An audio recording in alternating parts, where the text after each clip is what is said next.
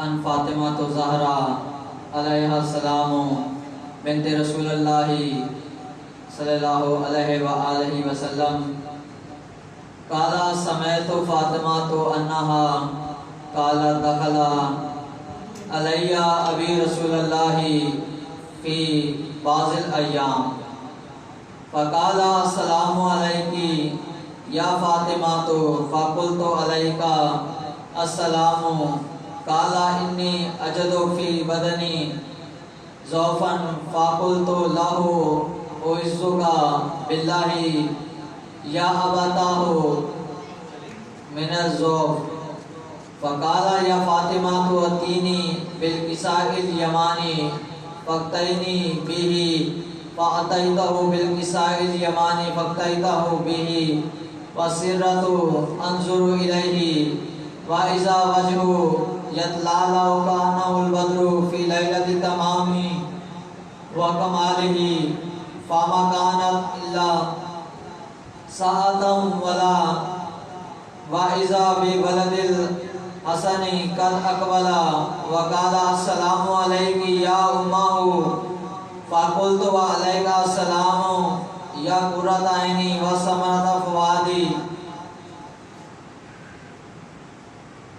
فقال یا امہ انی اشم عندک رایۃ طیبۃ کأنہا رایۃ جدی رسول اللہ فقلت نعم ان جدک تحت الکساء فاقبل الحسن نحو الکساء وقال السلام علیک یا جدہ یا رسول اللہ اتذان لی ان ادخل معک تحت الکساء قال وعلیک السلام یا ولدی و یا صاحب الحوض قد اذنت لک فدخل معه تحت الکساء فما كانت الا ساعة واذا ببلد الحسین قد اقبل وقال السلام علیکی یا امہ فقلت وعلیک السلام شافع امتی قد اذنت لک فدخل معہما تحت الکساء بر محمد و آل محمد باواز بلندر سلوات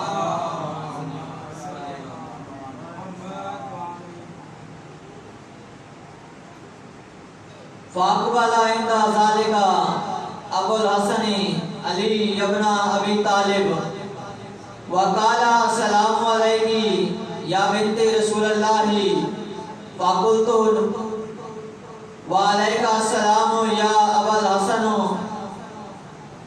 ویا امیر المومنین فقال یا فاطمہ انی اشم عندک رایۃ طیبۃ کأنہا رایۃ اخی وابن امی رسول اللہ صلی اللہ علیہ وآلہ وسلم فقلت نعم ہا ہوا مع ولدک تحت الکساء فاقبل نحو الکساء وقال السلام علیک یا رسول اللہ اتذان لی ان اکون معکم تحت الکساء قال له وعلیک السلام یا اخی و یا وسیعی و خلیفتی و صاحب الوائی قد اذنت لک فدخل علی تحت الکساء ثم اتیت نحو الکساء وقلت السلام علیک یا ابتاہ یا رسول اللہ صلی اللہ علیہ وآلہ وسلم اتذان لی ان اکون معکم تحت الکساء قال وعلیکی السلام یا بنتی و یا بزعتی قد اذنت لک دخلت تحت الکسائی پر محمد والے محمد باواز بلند تر صلوات.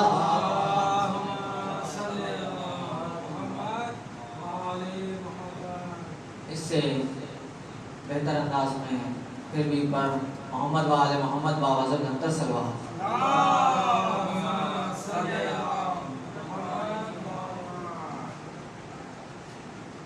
فلما قلنا جميعا تحت الوساء اخذ ابی رسول اللہ صلی اللہ علیہ وآلہ وسلم بطرف الوساء و امی بیدہ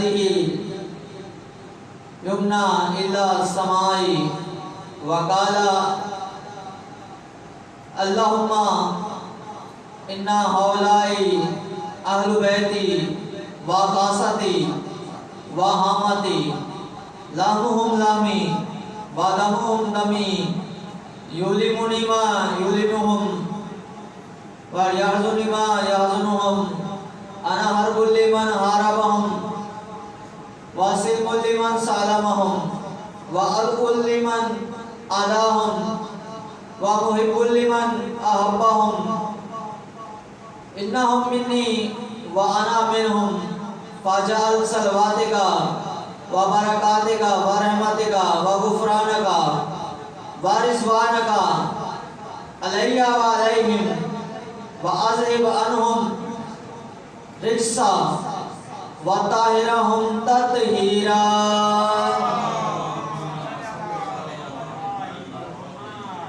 ایک مرتبہ پھر بھی باواز بلند تر صلوات.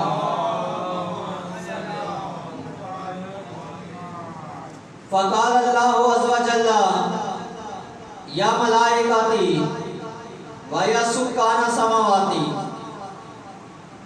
انی ما خلقت سمم مبنیتا ولا ارضا مدہیتا ولا قمرا منیرا ولا شمسا مزیتا ولا فلکا یدور ولا بحرا یجری ولا فلکا یسری الا فی محبتہ هؤلاء الخمسة الذین هم تحت الکساء. فقال الامین جبرائیل یا ربی ومن تحت الکساء. فقال عز وجل هم اہل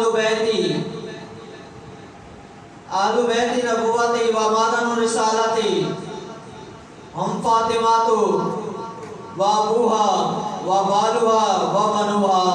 اللہم صلی علی محمد و آل محمد. ایک مرتبہ پھر بھی باواز بلند تر صلوات.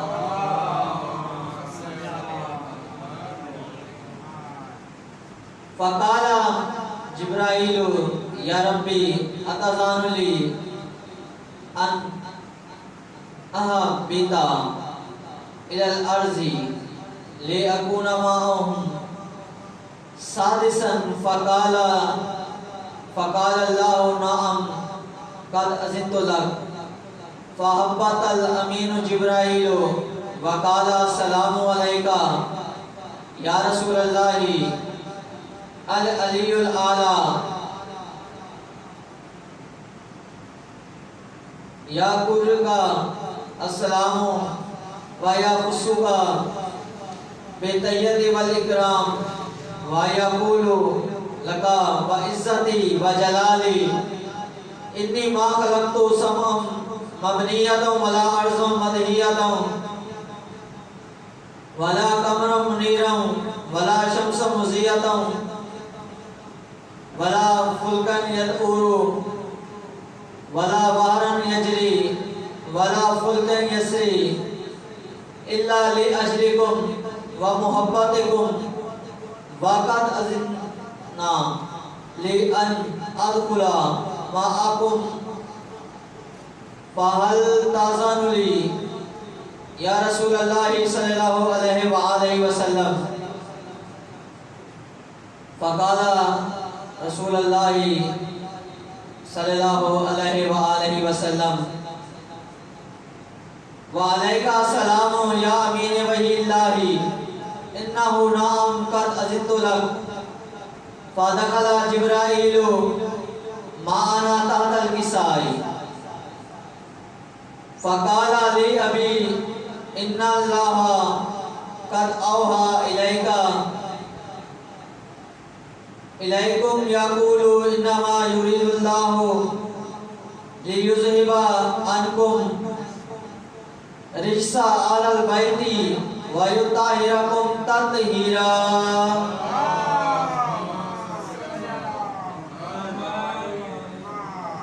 ایک مرتبہ پھر بھی باوا سے بلندر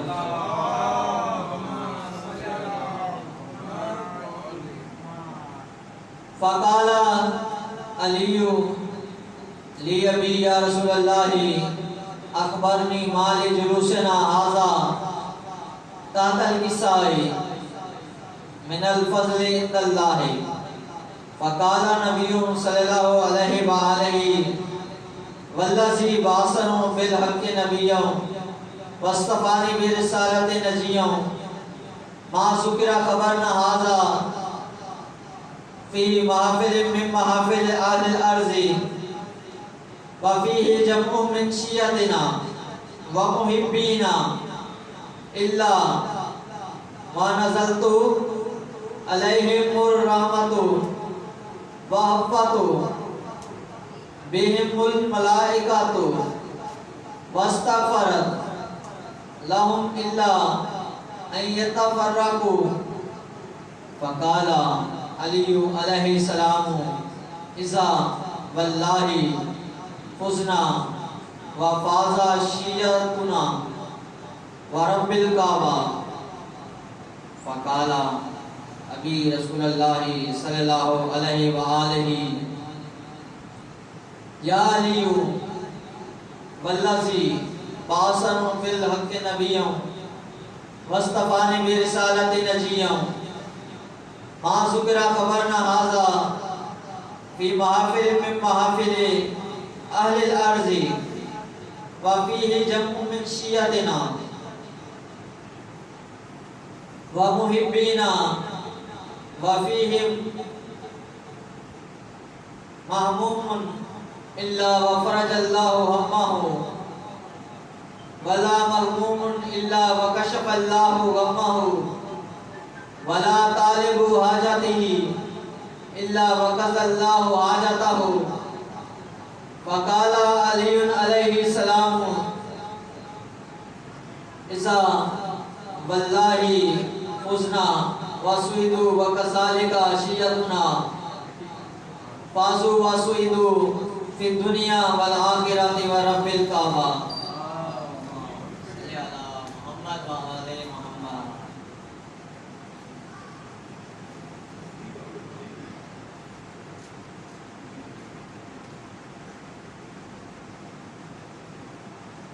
سورہ فاتحہ تلاوت فرما کر جملہ مومنات مرحومین و مرحومات اپنے مرحومین کو شامل کرتے ہوئے جو مرحومین اس دنیا فانی سے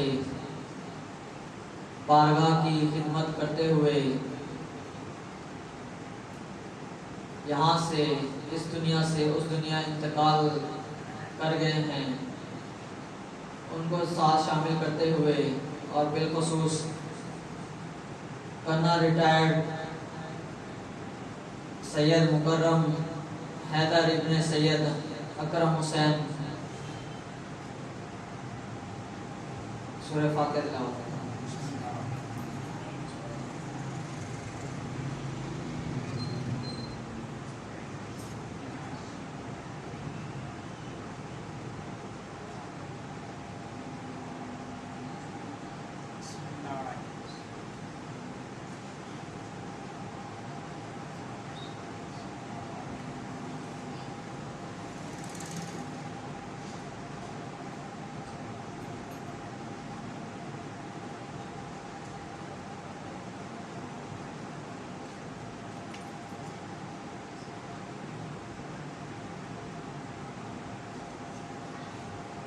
بر محمد و آل محمد و آل صلوات۔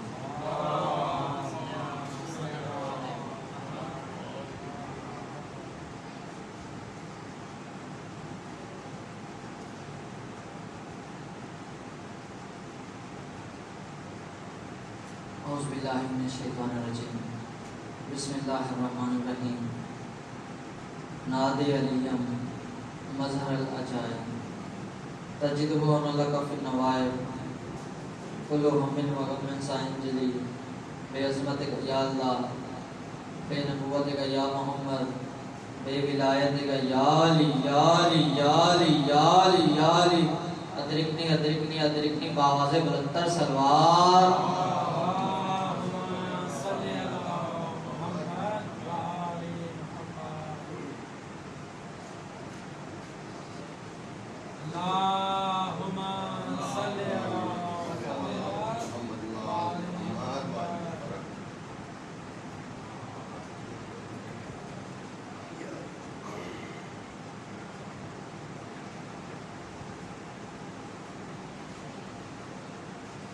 ایک مرتبہ پھر بھی بآواز بلندتر سلوات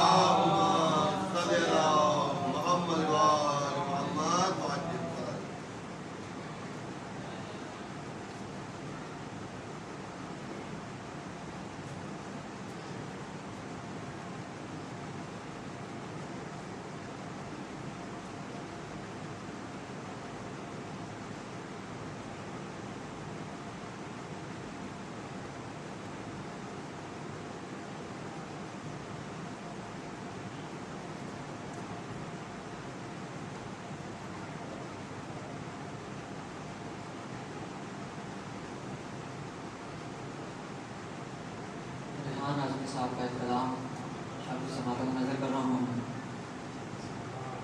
زیادہ نہیں صرف 2 سے 3 اشعار آپ کی خدمت میں تاکہ اس کا جو بھی ثواب ہے وہ ریحان اعظمی صاحب کے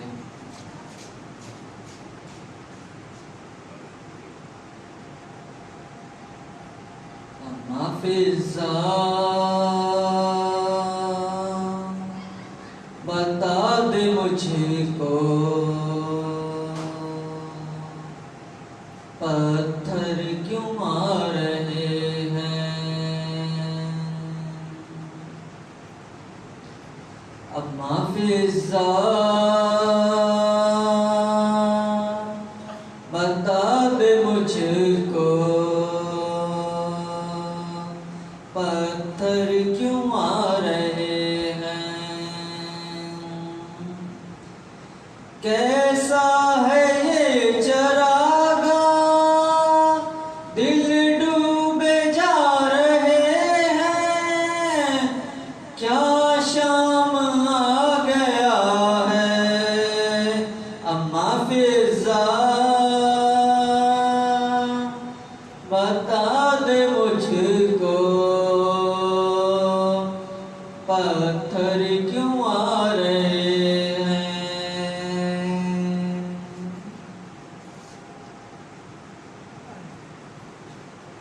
ہونے لگی اذانیں کیسے سروں کو ڈھانپیں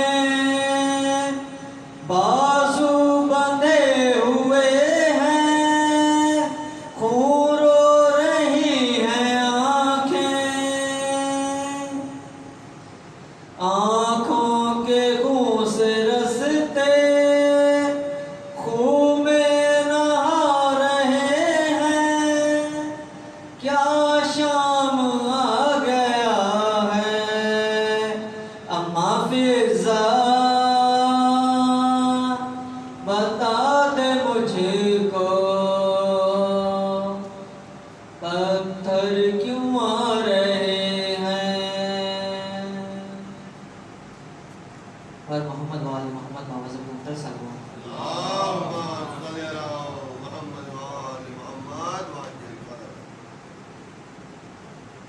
نعرہ تکبیر اللہ اکبر نعرہ تکبیر اللہ اکبر نعرہ رسالت یا رسول اللہ نعرہ حیدری یا علی نعرہ حیدری یا علی حسینیت زندہ باد حسینیت زندہ باد یزیدیت مردہ باد اہل بیت کے دشمنوں پر لعنت محمد والے محمد پر صلوات صلی اللہ محمد وآل محمد اب میں گزارش کرتا ہوں پروفیسر ندیم زیدی صاحب سے کہ وہ خطابت کے لیے جب ممبر ہوں. بار محمد و آل محمد بآواز بلندتر صلوات.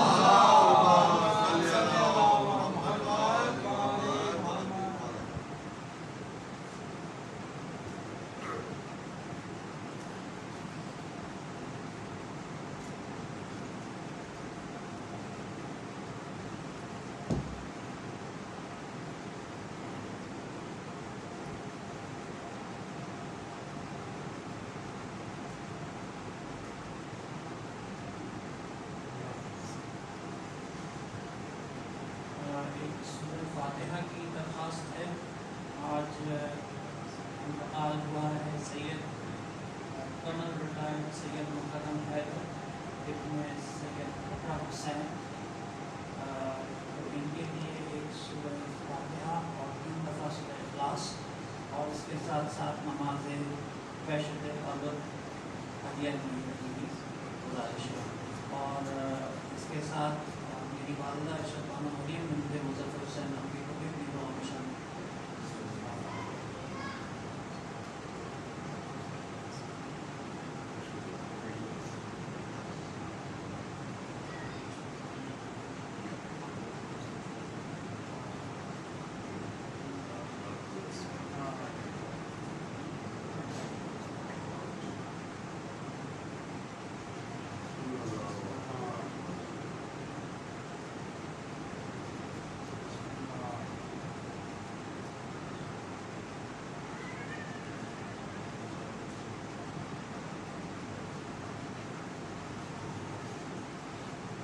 امیر المومنین فرماتے ہیں موت کو نہ بھولو، آخر تم اسے کیسے بھول سکتے ہو جو تمہیں کبھی نہیں بھولے گی. اور امام جعفر صادق علیہ السلام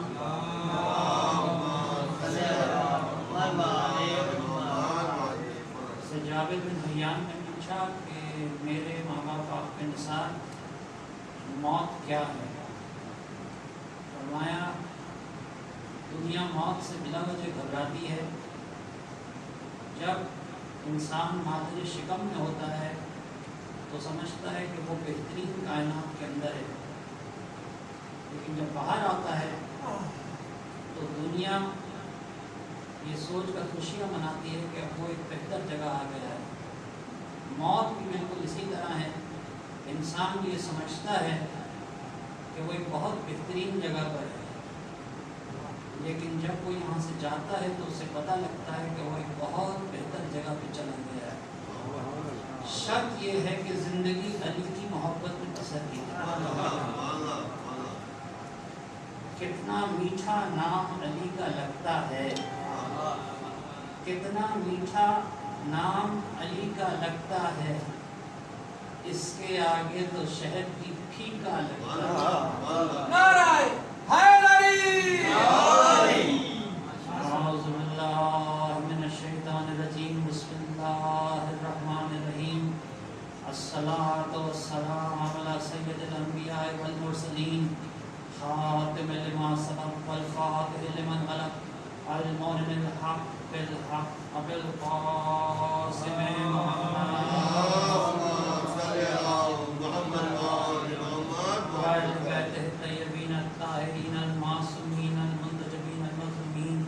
الذين حسب الله والمرسل وطهرهم تطهيرا.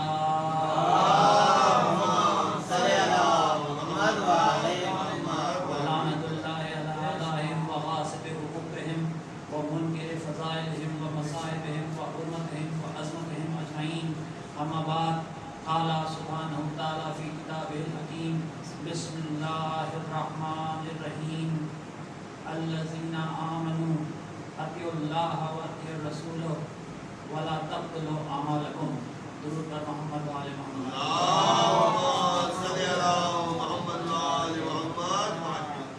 سورہ محمد قرآن مجید کا 47واں سورہ ہے اور اس کی 35ویں آیت کی مدد لے کر ہم آج کی نشست کا آغاز کر رہے ہیں. اس آیت میں خالق سماوات و عرض ایک بہت ہی سادہ اور ایک بہت ہی سیدھا حکم دے رہا ہے، اور اس حکم کو ماننے کا فائدہ اور نہ ماننے کا نقصان دونوں کا بتا رہا ہے۔ ارشاد ہوا کہ وہ جو ایمان لے آئے ہو اب اللہ اور اس کے رسول کی اطاعت کرو۔ اب اگر تم ایمان لے آئے ہو تو تمہارے اوپر واجب ہوا کہ اللہ اور رسول کی اطاعت کرو اور اپنے اعمال کو برباد ہونے سے بچاؤ۔ یعنی اگر آج کے انسان کا آپ مسئلہ اٹھائیں تو یہ نہیں ہے کہ معیشت کیسے چل رہی ہے، وہ یہ نہیں ہے کہ ملک میں فارن ایکسچینج کتنا ہے، وہ یہ نہیں ہے کہ تجارت کے فگر کیا ہیں۔ ہر انسان ایک چیز چاہتا ہے کہ وہ بچ جائے، گھر سے نکلے تو زندہ واپس آ جائے، حالانکہ آج کل اس کا کوئی گارنٹی نہیں ہوتی، لیکن گھر سے نکلے تو زندہ واپس آ جائے، جان بچ جائے، باہر جائے کوئی گریبان میں ہاتھ نہ ڈالے، عزت بچ جائے، جو سرمایہ رکھا ہے وہ کوئی چرا نہ لے، سرمایہ بچ جائے۔ یعنی ہر انسان کا ایک مقصد دنیا میں ہے کہ میں بچ جاؤں، بس یہی مقصد اللہ کا بھی ہے۔ مگر انسان جب کہتا ہے کہ میں بچ جاؤں تو وہ صرف یہ کہہ رہا ہوتا ہے کہ میرا جسم بچ جائے، میری دولت بچ جائے، میرے بچے بچ جائیں، میرا مال بچ جائے۔ اللہ کہتا ہے یہ سب تو بچاؤ، لیکن ایک چیز اور ہے، تمہاری روح، اس کو بھی بدکاری سے بچا کے لے کے آؤ۔ اور اسی کو کہتے ہیں تقویٰ۔ تقویٰ کیا ہے؟ تقویٰ کچھ بھی نہیں ہے، بچانا ہے اپنے آپ کو۔ دنیا میں جاؤ، یہ نہیں کہ غاروں میں بیٹھ جاؤ، توجہ ہے آپ کی میرے ساتھ؟ یہ نہیں کہ غاروں میں بیٹھ جاؤ، نہیں، یہ نہیں کہ دنیا میں برائی بہت ہے ہم تو خودکشی کر رہے ہیں اس لیے دنیا میں رہنے کی جگہ نہیں، یہ نہیں۔ ترک دنیا اللہ نے نہیں سکھایا۔ اللہ کہتا ہے دنیا میں جاؤ اور اس دنیا سے اتنا لو جتنا آخرت کے لیے ضروری ہے، باقی سب چھوڑ دو۔ اور انسان کا مزاج اس کا بالکل الٹ ہے، وہ دین لیتا ہے مگر دین سے بھی صرف اتنا لیتا ہے جتنا دنیا کے لیے ضروری ہوتا ہے۔ دیکھا آپ نے، یعنی بہت سے لوگ دیندار بنے جا رہے ہیں، قرآن کے حافظ موجود ہیں، قرآن کی آیتیں پڑھی جا رہی ہیں، لیکن مسئلہ کیا ہے کہ دین سے صرف اتنا لیا جا رہا ہے جتنا دنیا میں کامیابی کے لیے ضروری ہے، جبکہ آپ کے ائمہ نے الٹ بات کہی، کہا دنیا سے صرف اتنا لو جتنا تمہارے دین کے لیے اور تمہاری آخرت کے لیے ضروری ہے۔ دنیا میں 4 قسم کے لوگ، اگر آپ میرے ساتھ ہیں، اور یہ آپ کو ہمارے مکتب کے علاوہ کہیں نہیں ملے گا۔ دنیا میں 4 قسم کے لوگ ہوتے ہیں۔ ایک ہوتے ہیں کریم، یہ کیا ہوتے ہیں؟ کریم۔ دوسرے ہوتے ہیں سخی، تیسرے ہوتے ہیں بخیل، چوتھے ہوتے ہیں لئیم۔ لئیم نہیں، لئیم۔ اب ذرا سمجھیے یہ کیا ہے۔ کریم وہ جو مانگنے سے پہلے عطا کرے۔ 140 تعریفیں ہیں لفظ کریم میں عربی کے اندر۔ کریم وہ جو مانگنے سے پہلے عطا کرے، کریم وہ جو ذلیل کو محفل میں ذلیل نہ کرے، کریم وہ جو دوسرے کو کھلائے اور اپنا حصہ بھی دوسرے کو دے دے، کریم وہ جو دوست کو بھی کھلائے دشمن کو بھی کھلائے۔ اسی لیے اللہ کریم ہے، موسیٰ کو بھی کھلاتا ہے، فرعون کو بھی کھلاتا ہے، ابراہیم کو بھی کھلاتا ہے، نمرود کو بھی کھلاتا ہے، اور اس کی رزاقیت کی توہین ہے، اس کی رزاقیت کی توہین ہے کہ وہ فرعون سے کہے تو ادھر کھڑا ہو جا، پہلے میں موسیٰ کو کھلا لوں پھر تجھے کھلاؤں، نہیں، وہ دونوں کو ساتھ دے گا۔ تو پہلا ہوا کریم، دوسرا ہوا سخی۔ سخی اور کریم میں فرق ہے، سخی مانگنے کے بعد عطا کرتا ہے، سخی سے مانگے گے تو دے گا، خود بھی کھائے گا آپ کو بھی کھلائے گا، یہ نہیں کرے گا کہ اپنا حصہ آپ کو دے دے۔ تیسرا ہوتا ہے بخیل، خود کھاتا رہے گا، دوسرا کوئی مانگنے آئے گا میرے پاس نہیں، خود کھائے گا 4 لاکھ کی چیز، دوسرے کو روٹی کا چوتھا حصہ دیتے ہوئے بھی اس کا دل دکھے گا، یہ ہوتا ہے بخیل۔ اور ان میں سب سے زیادہ نچلا ہے لعین۔ لعین وہ ہے نہ خود کھائے گا نہ کسی اور کو دے گا۔ امیر المومنین نے کہا اس سے بڑا بدقسمت کوئی نہیں ہے۔ کیوں اس سے بڑا بدقسمت کوئی نہیں ہے؟ یہ رہے گا فقیر کی طرح اور حساب دے گا امیر کی طرح۔ محمد والے محمد صلوات۔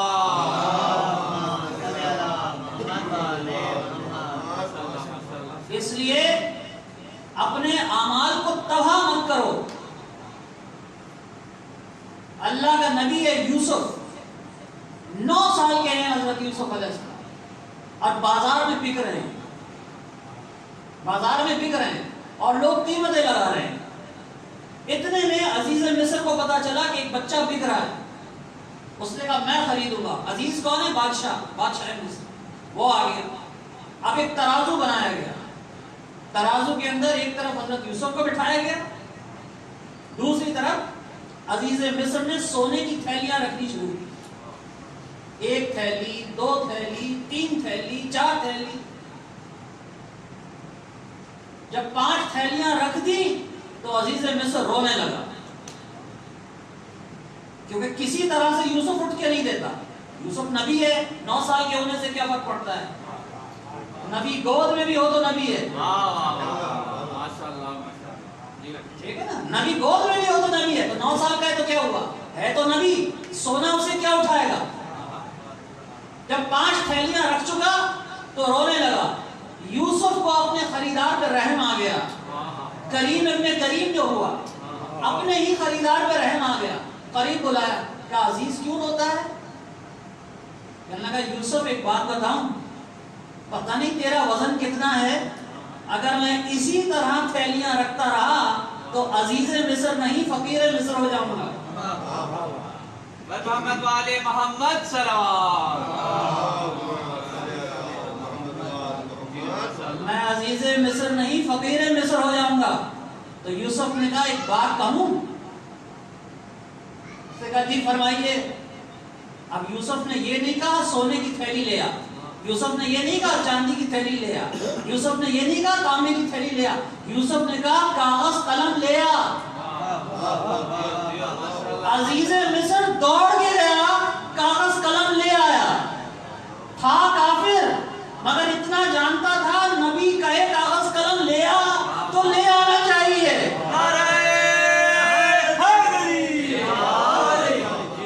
کیونکہ اصول یاد رکھیے، نبی جب کاغذ قلم مانگے اس کا مقصد یہی ہوتا ہے کہیں تم گمراہ نہ ہو جاؤ۔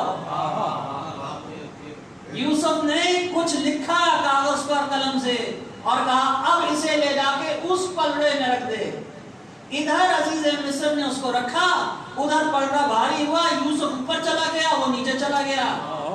عزیز مصر نے اپنے آنسو پوچھے اور پوچھ کے یوسف کے پاس آیا، کہنے لگا یوسف رکھ تو میں نے دیا، بتا تم نے لکھا کیا تھا؟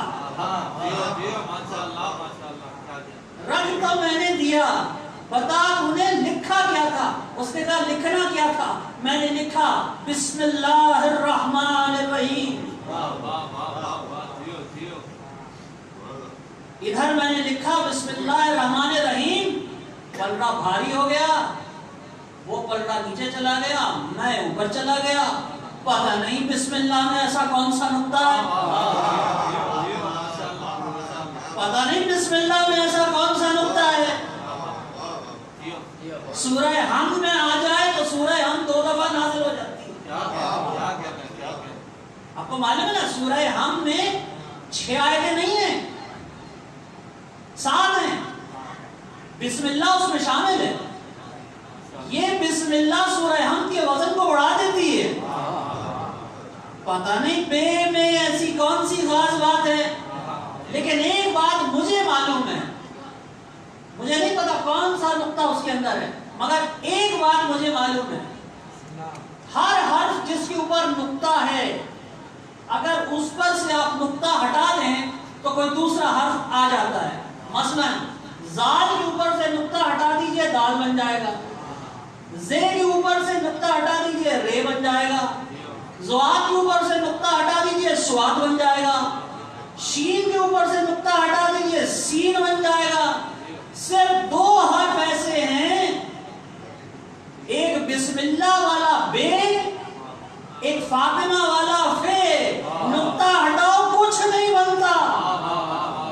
اور محمد والے محمد صلوات. اب آپ سمجھے، جو بے اور فے کا منکر ہے وہ نہ 3 میں ہے نہ 13 میں ہے، کیونکہ یہ 2 نقطے ہٹانے کے بعد بچتا کچھ نہیں. اللہ کے اسلام کے پاس علی کے علاوہ کچھ نہیں، اللہ کے محمد کے پاس فاطمہ کے علاوہ کچھ نہیں. تو اس طرح اگر آپ اس چیز پہ غور کریں تو ضرورت اس بات کی رہی ہمیشہ کہ انسان ہمیشہ اپنے اعمال کو ضائع ہونے سے بچائے. اور اسی لیے اللہ کے رسول نے کہا میں اور علی، یعنی علی کون ہے. اور سورہ محمد کی ایک بات آپ کو مزید بتاتا ہوں. اکثر افراد تواتر کے ساتھ، اور بڑی اچھی بات، سورہ جمعہ کی تلاوت کرتے ہیں. آپ سورہ جمعہ کی تلاوت نماز فجر کے بعد ضرور کریں، اس سے رزق میں اضافہ ہوگا. سورہ واقعہ کی تلاوت شام کو کریں، رزق میں اضافہ ہوتا ہے. سورہ فتح کی تلاوت کریں، اس سے آپ کے بچوں کی، آپ کے گھر کی حفاظت رہتی ہے. لیکن واحد ہے سورہ محمد جس کی تلاوت ہمارے یہاں ہو رہی ہے تھوڑی کم. اور سورہ محمد کی جو فضیلت ہے، یعنی کسی چیز سے کوئی برکت ہے، کسی سورہ سے کوئی برکت ہے، کسی سورہ سے کوئی برکت ہے. سورہ محمد کی برکت یہ ہے کہ سورہ محمد کی تلاوت کرنے سے انسان کے یقین میں اضافہ ہو. معصوم فرماتے ہیں کہ سورہ محمد ایک انتہائی جلالی سورہ ہے، انتہائی جلالی، اپنی جلالت میں سورہ توبہ کے برابر ہے تقریباً، اور غصے میں. مگر اللہ کی شان یہ ہے کہ جب انسان اس کی جلالی سوروں کی تلاوت کرتا ہے تو اس کا جلال کم ہو جاتا ہے، اس کے رحم میں اضافہ ہو جاتا ہے. تو آج کی دنیا میں جو سب سے بڑا مسئلہ ہے ہماری نسل کا، ہمارے بچوں کا، ہمارے جوانوں کا، ہمارے بوڑھوں کا، ہماری عورتوں کا، سب کا بنیادی مسئلہ وہ یقین کی کمی. یعنی میں بہت بڑی بات کہہ رہا ہوں، آپ کا ایمان اپنی جگہ ہے اور اس کو سلام، لیکن ایمان اور ہوتا ہے، یقین اور ہوتا ہے. جسے یقین ہوتا ہے اس کے اعمال اور اس کے حرکتیں اور اس کے افکار اور اس کا عمل اور اس کا کلام مختلف ہے.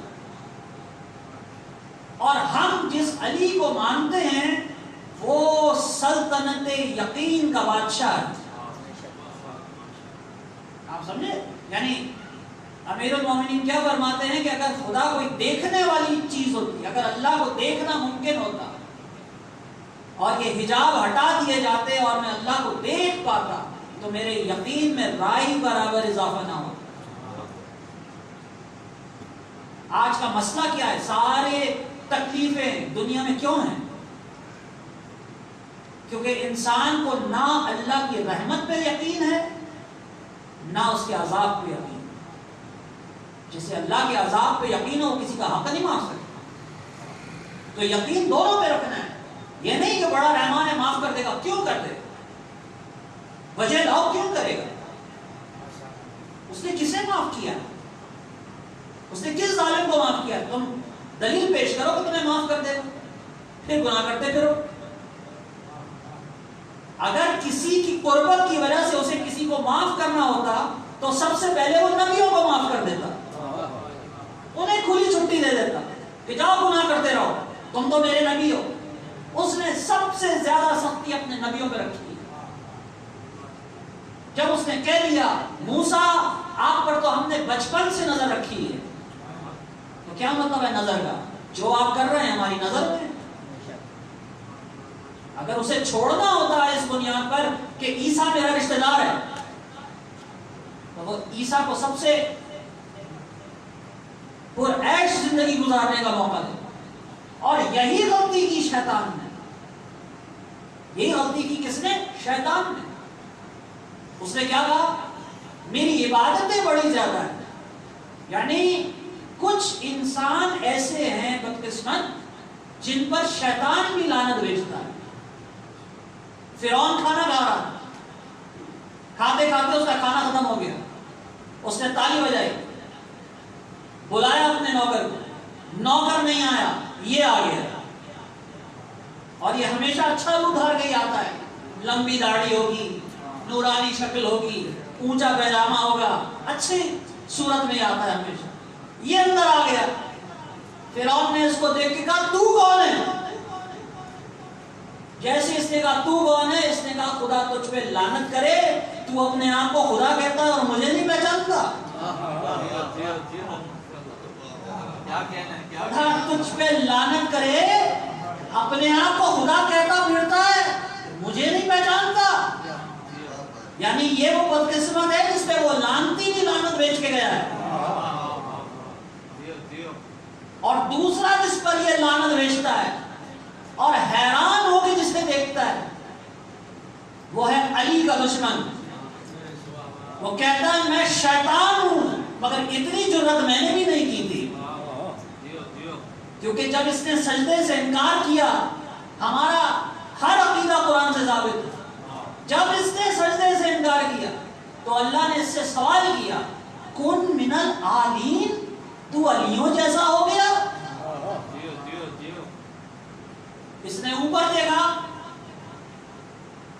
عجب نہیں اس نے علی کو دیکھ کے کہا نہ شاہ جی، نہ شاہ جی، میں تم جیسا نہیں ہوں، انا خیر منہ، میں اس سے بہتر، میں اس سے بہتر. اس نے کہیں نہیں کہا میں علی سے بہتر، کیونکہ قرآن میں اس سے سوال کیا گیا کن من العالین، کیا تو علیوں جیسا ہے؟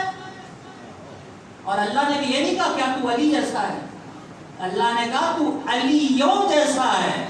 پتہ چلا آل رسول نبی پہ ہو، زمین پہ ہو تو سارے محمد ہیں، آسمان پہ ہو سارے علی ہیں.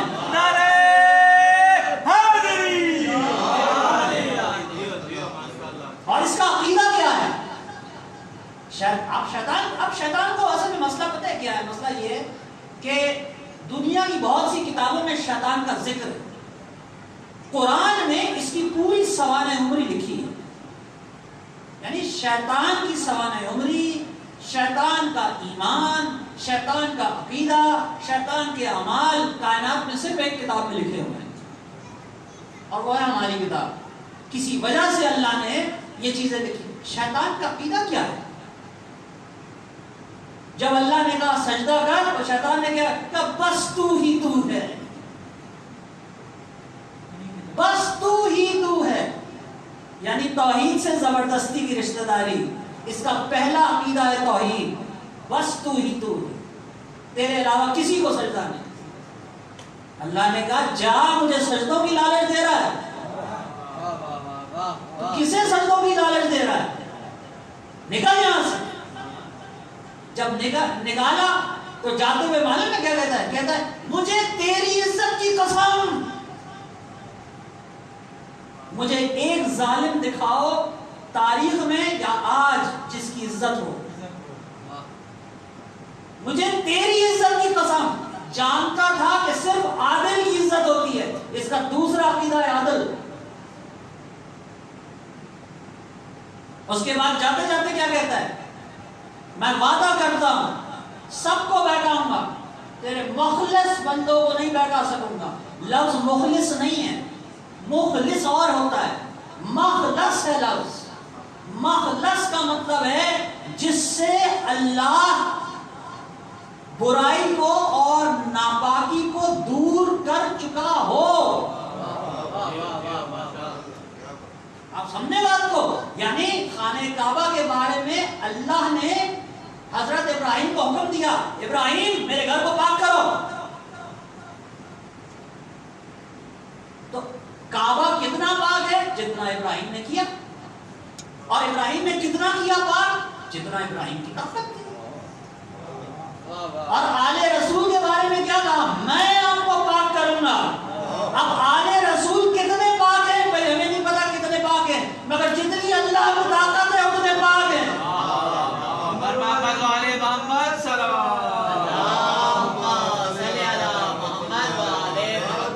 آصف بھائی مسئلہ مجھے بتا رہے تھے، آپ کی اجازت سے وہ مسئلہ میں یہاں پہ بتانا چاہتا ہوں کہ اللہ فرماتا ہے کہ میں نے نجاست کو آل رسول سے دور رکھا. میں نے نجاست کو آل رسول سے دور رکھا. اب اللہ کا دور کیا ہے بھائی؟ زمین پر دور اور ہے، ڈیفنس میں دور اور ہے، ہوا میں پہنچ جائیں تو دور اور ہے، سمندر میں پہنچ جائیں دور اور ہے، خلا میں پہنچ جائیں تو وہاں تو نہ کلومیٹر ہے، نہ میل ہے، نہ کچھ ہے. وہاں پہ تو وقت ہے اور وہ وقت سے ہی ناپتے ہیں کہ کتنا دور ہے. تو یہ تو سارے انسان کے دور ہیں. اس کا دور کیا ہے؟ تو اس کا دور سمجھنے کے لیے پہلے اس کا قریب سمجھو. اگر اس کا قریب سمجھ آ جائے تو اس کا دور خود بخود سمجھ آ جائے گا. تو اللہ نے کہا قیامت قریب ہے، نوح نے کہا قیامت قریب ہے، آدم نے کہا قیامت قریب ہے، ابراہیم نے کہا قیامت قریب ہے، عیسیٰ نے کہا قیامت قریب ہے، موسیٰ نے کہا قیامت قریب ہے، رسول خدا نے کہا قیامت قریب ہے. سب نے کہا قیامت قریب ہے. ہزاروں سال ہو گئے آج تک اس کا قریب نہیں آیا. جس کا قریب اتنا دور ہو اس کا دور کتنا دور ہوگا؟ محمد والے محمد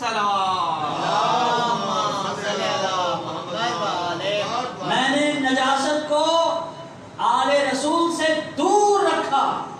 اور یہ ہے اس کا تیسرا عقیدہ، میں تیرے مخلص بندوں کو نہیں بہکاؤں گا، ان پہ میرا زور نہیں چلے گا.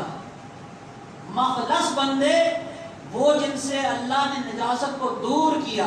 اس کا تیسرا عقیدہ ہے نبوت، اس کا چوتھا عقیدہ ہے امامت. یہی اصول دین ہے نا. پہلا اصول کیا ہے؟ توحید. دوسرا اصول کیا ہے؟ عدل. تیسرا اصول کیا ہے؟ نبوت. چوتھا اصول کیا ہے؟ امامت. اور جاتے جاتے تو اس نے آخری بات کہی، مجھے قیامت تک کے لیے مہلت دے. تو اللہ نے کہا ہم تجھے قیامت تک نہیں، ہاں وقت معلوم تک مہلت دیں گے. اللہ کو بھی کہہ دینا چاہیے تھا جا قیامت تک کے لیے مہلت نہیں. اللہ نے کہا وقت معلوم، جب تک مہدی کا ظہور نہیں ہو جاتا تیرے پاس مہلت ہے. محمد والے محمد باز بلندر سلوات. یہ سب قرآن ہے، کوئی ہمارا عقیدہ قرآن سے. اور ہم نے تو طے کر لیا، جب سے بھائیوں نے کہا قرآن کافی ہے ہم نے بھی کہا قرآن کا. اب ہم دوسری طرف جاتے ہیں، ہر چیز قرآن. توحید سے تبرے تک کوئی چیز ایسی نہیں جو قرآن میں نہ ہو. جب اللہ کہتا ہے کہ کافروں کی حالت یہ ہے کہ روشنی چمکے تو چلتے ہیں، اندھیرا ہو جائے تو پھر کھڑے ہو جاتے ہیں. ان کی حالت یہ ہے کہ انہوں نے آگ جلائی اور اللہ نے اس آگ میں سے روشنی غائب کر دی. یہ تبرہ نہیں ہے تو اور کیا ہے؟ تو ہمارا ہر عقیدہ یہاں سے ثابت ہے. تو عزیزان گرامی، 5 عقیدے جو ہمارے ہیں اس کو ان پر یقین کامل ہے. وہ جانتا ہے قیامت آئے گی، وہ جانتا ہے وہ ایک ہے، وہ جانتا ہے نبی جو ہے معصوم ہے، وہ جانتا ہے امام معصوم ہے، جب تو سب جانتا ہے تو پھر تو لانتی کیوں ہے؟ جب تجھے سب پتا ہے تو پھر تو لانتی کیوں ہے؟ تو لانتی یہ ہے صرف ایک وجہ سے، یوسوسو فی صدور الناس، میں لوگوں کے سینوں میں وسوسے ڈالوں گا، اور جب میں وسوسے ڈالوں گا تو وہ وہی سوال کریں گے جو میں نے کیا تھا، اسے خلیفہ کیوں بنایا؟ اسے خلیفہ کیوں بنایا؟ ہم اس سے بہتر ہیں۔ انہوں نے یہ نہیں کہا نبی سے بہتر ہے، انہوں نے کہا اس سے بہتر ہے، بالکل اس طرح جیسے اس نے کہا تھا انا خیر منہ، میں اس سے بہتر۔ درود پڑھیے محمد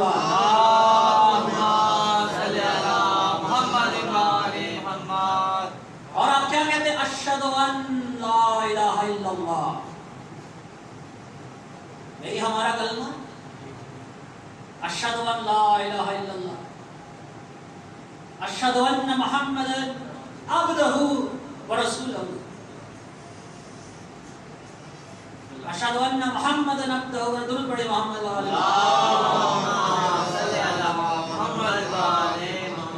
سورہ رعد میں اللہ فرماتا ہے اے نبی یہ کہتے ہیں کہ تم ہمارے نبی نہیں ہو، ان سے کہو کہ میری نبوت کی گواہی کے لیے 2 گواہ کافی ہیں۔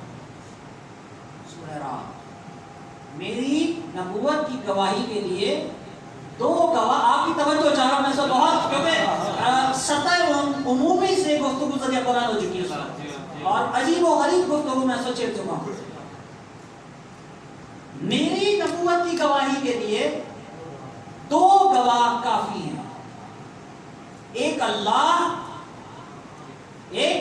اللہ اور ایک وہ جسے اللہ نے کتاب کا علم دے دیا۔ اب میں یہاں اللہ سے ایک بات پوچھتا ہوں کہ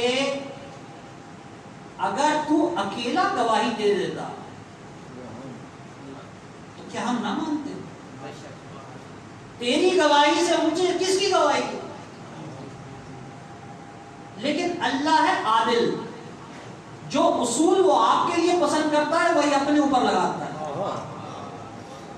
اس نے کہا گواہ 2 ہونے چاہیے۔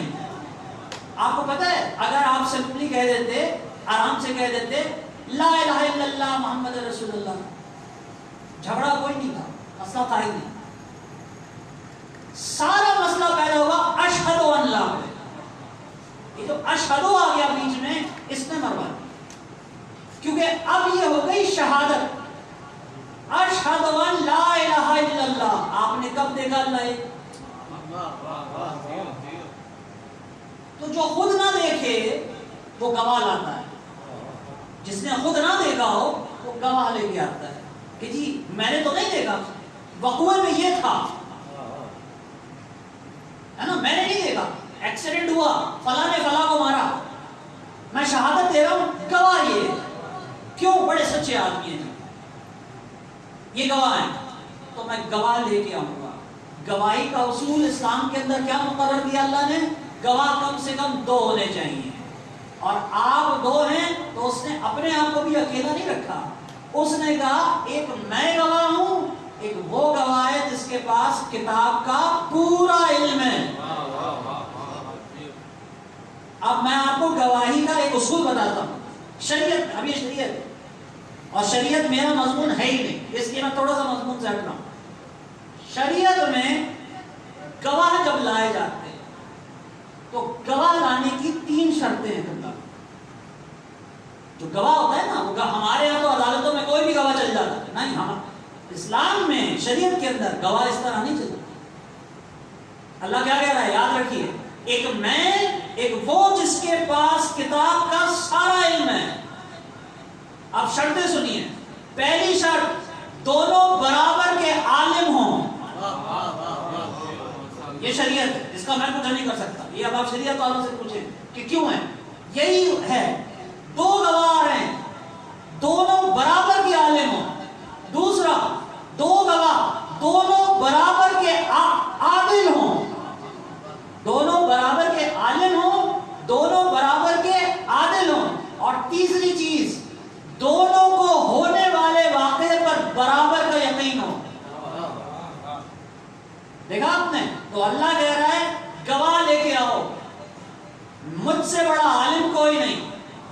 اب جو بھی آئے گا وہ اللہ جیسا تو نہیں ہو سکتا، لیکن نصیری سے غلطی ہو سکتی ہے۔ اب سمجھ میں آیا نصیری سے غلطی کیوں ہوئی؟ نصیری ہمیں ہماری ہی شریعت دکھاتا ہے اور کہتا ہے تمہیں نے تو کہا تھا برابر کے عادل ہو۔ غلط کہتا ہے، میرا عقیدہ نہیں، لیکن برابر کے عادل ہو، برابر کے عالم ہو اور ہونے والے واقعے پر برابر کا یقین رکھتے ہوں۔ اسی لیے جب صلح حدیبیہ ہوئی اور اللہ کے نبی نے علی سے کہا کہ لا الہ الا اللہ مٹا دو، بسم اللہ الرحمن الرحیم مٹا دو، تو علی نے مٹا دیا۔ لیکن جب انہوں نے کہا کہ یہ محمد رسول اللہ کیوں لکھا ہوا ہے، اسے بھی مٹا، تو اللہ کے رسول نے کاغذ علی کو دیا، کہا علی یہ کہتے ہیں محمد رسول اللہ، ہٹا دو اس کو، ہٹا دو۔ علی نے زندگی میں ایک ہی مرتبہ رسول کا حکم نہیں مانا، یہ نہیں کہا جا سکتا کہ نہیں مانا، لیکن کرتاس و قلم اٹھا کے رسول کے ہاتھ میں دے دیا، کہا یا رسول اللہ آپ کی نبوت میں اللہ نے مجھے گواہ کیا ہے، یہ کام میں نہیں کر سکتا۔ محمد والے محمد صلوات گواہ اپنی گواہی سے اگر مڑ جائے تو جھوٹا ہے۔ میں کہوں جناب بڑے اچھے ہیں، یہاں پہ کہوں، باہر کہوں، بازار میں کہوں، لیکن عدالت میں جا کے چپ ہو جاؤں تو مجھ سے بڑا جھوٹا کوئی نہیں ہے۔ اسی لیے جب ہم اللہ کے سامنے کھڑے ہوتے ہیں تو کہتے ہیں اشہد ان لا الہ الا اللہ، اللہ کہتا ہے دو گواہ لا، تجھے کیسے پتا؟ فوراً ہم کہتے ہیں اشہد ان محمد رسول اللہ واشہد ان علی ولی اللہ، تیرے دو گواہ حاضر ہیں۔ نعرہ حیدری، ہستی بڑی ہے گواہ چھوٹے ہیں، ارے غور نہیں کیا ہم نے، ہستی بڑی ہے دونوں گواہ چھوٹے ہیں۔ اس کے بعد ہم کہتے ہیں واشہد ان محمد رسول اللہ، اللہ کہتا ہے تجھے کیسے پتا؟ گواہ لے کے آ۔ ہم کہتے ہیں اللہ گواہ، علی گواہ، ایک بڑا ایک چھوٹا۔ اس کے بعد ہم کہتے ہیں اشہد ان علی ولی اللہ، اب اللہ کہتا ہے گواہ پیش کر۔ ہم کہتے ہیں اشہد ان لا الہ الا اللہ، ایک تو علی کی ولایت کا گواہ، ایک محمد علی کی ولایت کا گواہ۔ جب علی کی ولایت کی بات آئی تو دونوں گواہ بڑھے۔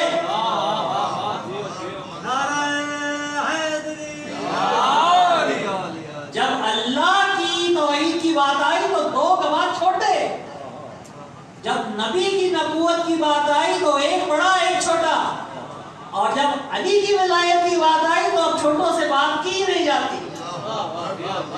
ولایت کے معاملے میں چھوٹے سے بات ہوتی نہیں ہے۔ درود پڑھے محمد والے۔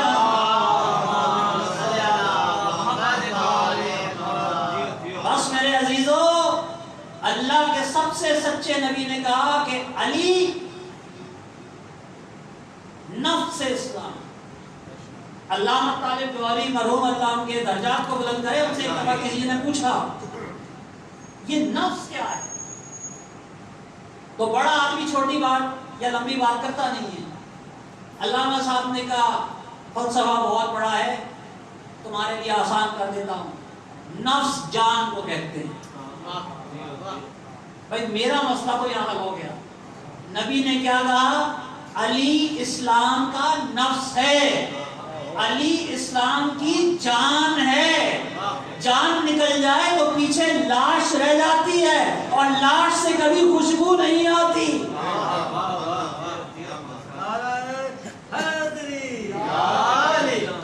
علی اسلام کا نفس ہے۔ اور ایک دوسرے موقع پہ کہا برز الاسلام کلے، علی کو دیکھ کے کہا برز الاسلام کلے، علی کل اسلام، برز الایمان کلے، علی کل ایمان ہے، برز الدین کلے، علی کل دین ہے۔ اب چھوڑ کے دکھاؤ علی۔ ایک علی کو مانو، دیندار بھی ہو، مومن بھی ہو، مسلم بھی ہو۔ ایک علی کو چھوڑو، کافر بھی ہو، مشرک بھی ہو، منافق بھی ہو۔ مر محمد والے محمد صلوات۔ اس لیے زندگی میں علی علی کرنے کو اپنا شعار بنا۔ سب سے بڑی دشمنی جو ہو رہی ہے وہ علی کے نام سے ہو رہی ہے، سب سے بڑی دشمنی جو ہو رہی ہے وہ علی کی یاد سے ہو رہی ہے، سب سے بڑی دشمنی جو ہو رہی ہے وہ علی کے مقام سے ہو رہی ہے۔ نو کو نو کا بیٹا بھی مانتا تھا، پتہ نہیں کون سمجھ رہا ہے میری بات کو، نو کو نو کا بیٹا مانتا تھا، محمد کو محمد ابو جہل مانتا تھا، وہ ان کے منصب کا منکر تھا۔ اس لیے کوئی اگر کہے میں علی کو مانتا ہوں تو اس سے یہ پوچھو کیا مانتے ہو؟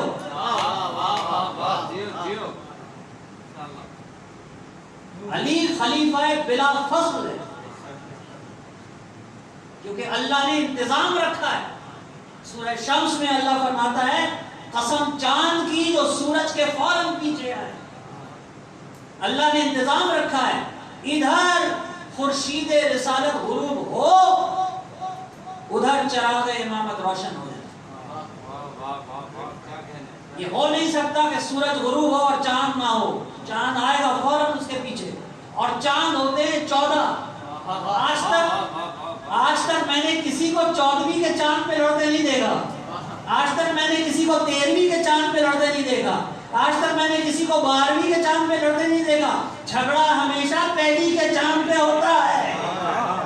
محمد والے محمد صلوات۔ جھگڑا ہمیشہ، شیطان ہمیشہ پہلی کے چاند پہ جھگڑا ڈالتا ہے تاکہ تمہارے نہ روزے قبول ہو نہ نمازیں۔ عید کے دن بھی تم روزے رکھتے پھرو، اسے پتا ہے تمہاری عبادتیں کیسے برباد کرتی ہیں، اسی لیے اللہ نے کہا اپنے اعمال کو برباد ہونے سے بچاؤ۔ اللہ کے رسول کو کہنا چاہیے تھا علی کو وہاں موڑ دے جدھر حق ہے، اللہ کے رسول نے کہا حق کو ادھر موڑ جدھر علی ہے۔ اس طرح نہیں، جہاں تک آپ لوگ بیٹھے ہیں دونوں ہاتھ اٹھا کر نعرہ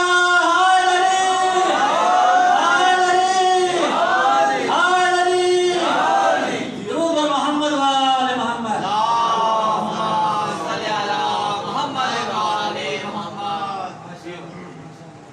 دنیا کے 5 بڑے راز آپ کو بتاؤں۔ دنیا کا سب سے بڑا راز ہے مقام محمد، دنیا کا سب سے بڑا راز ہے مقام محمد۔ حضور ایک مرتبہ بازار سے گزر رہے ہیں، چلتے چلتے جوتی ٹوٹ گئی، چلتے چلتے جوتی ٹوٹ گئی۔ اب بھائیوں نے لکھا، ہم نے نہیں لکھا، یہ بھائیوں کی کتاب سے پڑھ رہا ہوں، بھائیوں نے کہا کہ ایک شخص حضور کی جوتی بنا رہا تھا بازار، بیچ بازار میں، حضور کھڑے ہیں، ایک شخص جوتی بنا رہا ہے۔ اب ظاہر ہے ایک آدمی جوتی بنا رہا ہے، اس کا سر نیچے ہوگا، دوسرے لوگوں کو چہرہ نظر نہیں آئے گا، اسے صرف سر نظر آئے گا۔ صحابہ کرام بازار سے گزر رہے تھے، انہوں نے دیکھا حضور کھڑے ہیں، لوگ آ گئے، کافی لوگ جمع ہوئے، لوگوں نے کہا حضور کوئی ایسی بات کہیے جتنی دیر آپ کی جوتی بن رہی ہے، کوئی ایسی بات کہیے جس سے ہماری ہدایت ہو۔ حضور نے کہا اچھا سنو، تم میں ایک ہے، تم میں ایک ہے جس سے یہ دنیا تعویل قرآن پر اس طرح لڑے گی جیسے مجھ سے یہ دنیا تنزیل قرآن پر لڑی تھی۔ یعنی جب قرآن آتا تھا یہ مانتے نہیں تھے، لڑتے تھے، کہتے تھے تم جادو کرتے، تم شاعری کرتے، میرا شاعری کا تعلق کیا، لڑتے تھے۔ تو اب صحابہ کرام سے رسول کیا کہہ رہے ہیں؟ تم میں ایک ایسا بھی ہے جس سے یہ دنیا تعویل قرآن پر ایسے ہی لڑے گی جیسے مجھ سے تنزیل قرآن پر لڑا کرتی تھی۔ سب نے ایک دوسرے کی طرف دیکھا اور دیکھ کے کہا یا رسول اللہ وہ کون ہے جس سے دنیا ایسے ہی لڑے گی جیسے آپ سے لڑا کرتی تھی؟ وہ کون ہے جس سے دنیا ایسے ہی لڑے گی جیسے آپ سے لڑا کرتی تھی؟ حضور نے ان کے چہروں سے اپنی نظروں کو ہٹایا، جوتی بنانے والے کی طرف نظر کی اور نظر کر کے کہا ابو طالب کے بیٹے ذرا اپنا چہرہ تو اٹھا.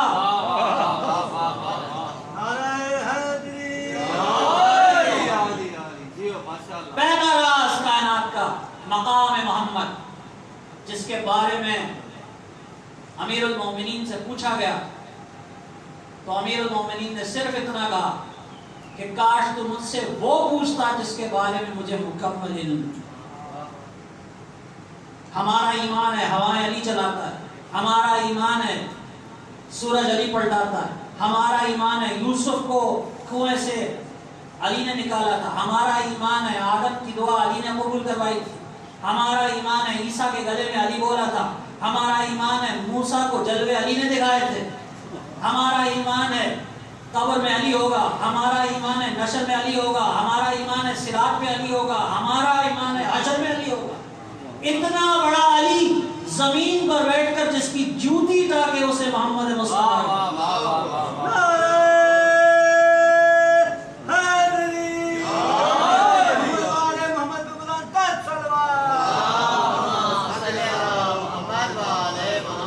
مقام رسول سے برابری کر کے نہیں ملتا، رسول کے جوتوں میں بیٹھ کے ملتا. بالکل اس طرح جیسے امامت بیٹیاں دینے سے نہیں ملتی، بیٹے دینے سے ملتی.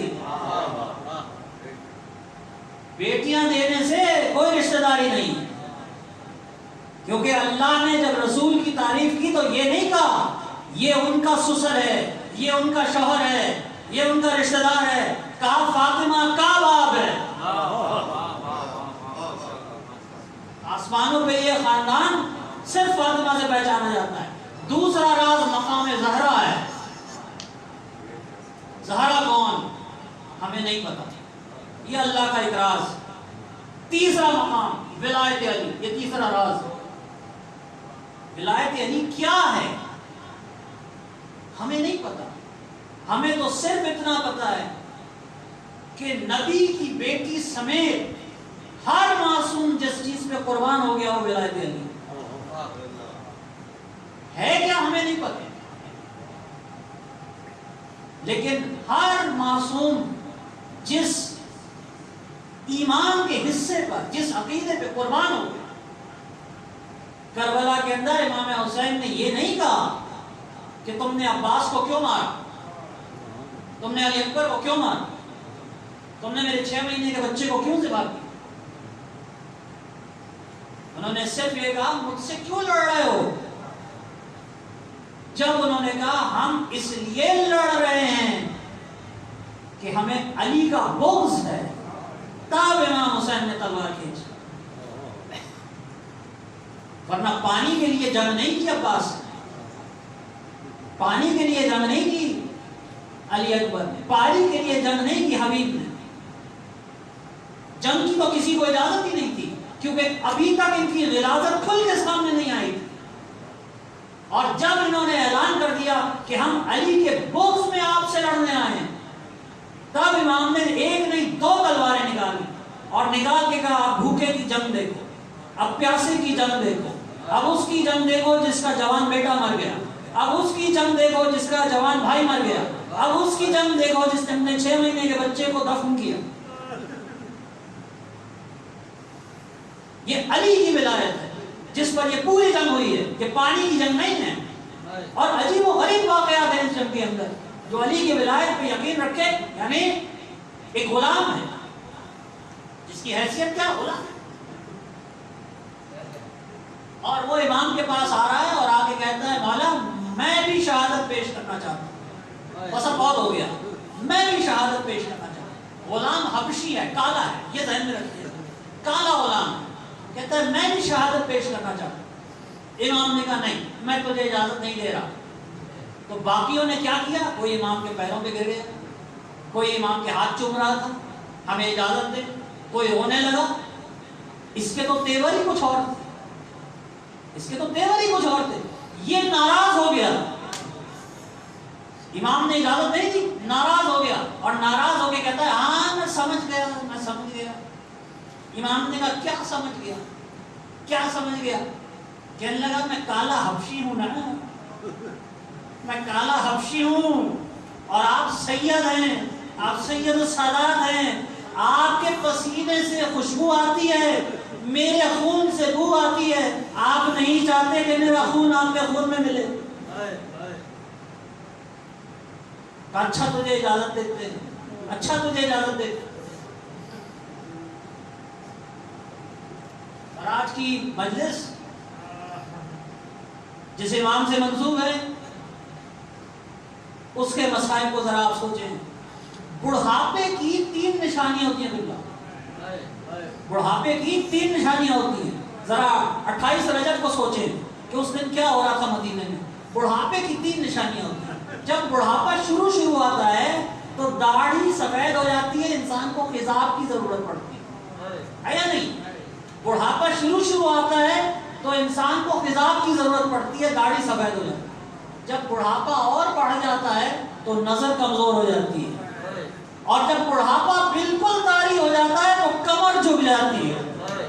28 رجب کو حسین کی نہ داڑھی کو خضاب کی ضرورت تھی، نہ آنکھوں میں روشنی کم تھی، نہ کمر جھکی ہوئی تھی۔ پتہ نہیں 10 گھنٹوں میں کیا ہوا، علی اصغر کے خون کا خضاب بھی لگ گیا، آنکھوں سے نور بھی چلا گیا، کمر بھی جھک گئی، کمر بھی جھک گئی۔ سر کٹتے رہے اور سر سچتے رہے۔ یہ وہ سر ہیں جو نیزوں کی زینت بنے ہیں۔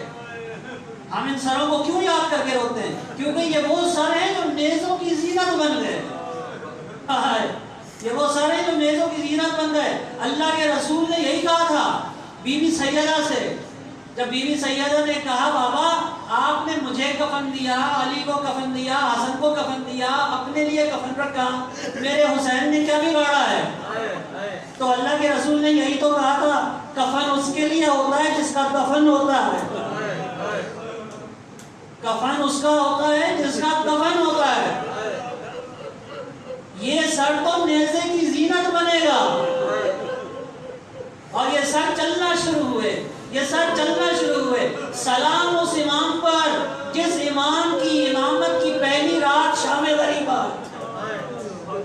میرا چوتھا امام وہ امام ہے جس کی امامت شروع غربت سے ہو رہی ہے، اس کی امامت کی پہلی شام غریبہ ہے، اور چاروں طرف جھگڑا ہوا ہے، چاروں طرف سے جھگڑا ہوا ہے، اور تازیانوں کی بارش میں یہ امام چلنا شروع ہوا۔ تھوڑی دور جب گیا تو کچھ جوان آتے نظر آئے۔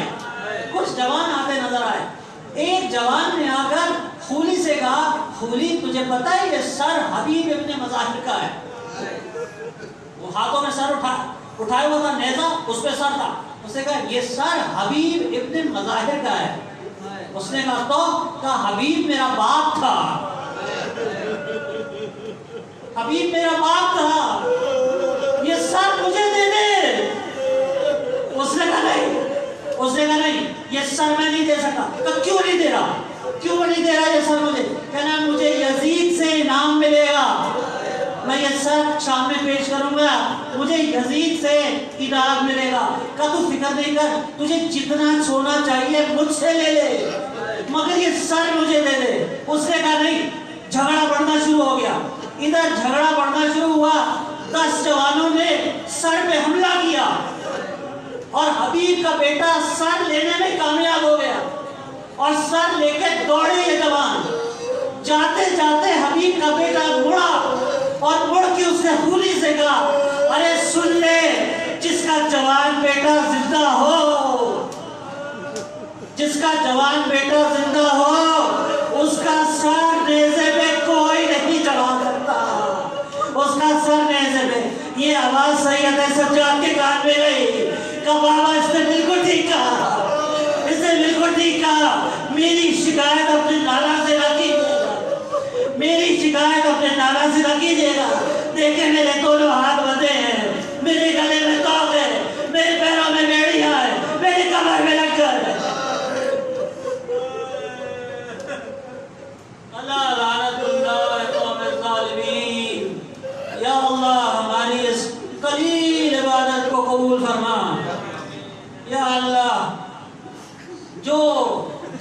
زمانے میں جہاں بھی ظالم موجود ہے تو نے وعدہ کیا ہے کہ تو ظالموں کے ساتھ بہت برا سلوک کرے گا، تو ظالموں کو ان کے انجام تک پہنچا۔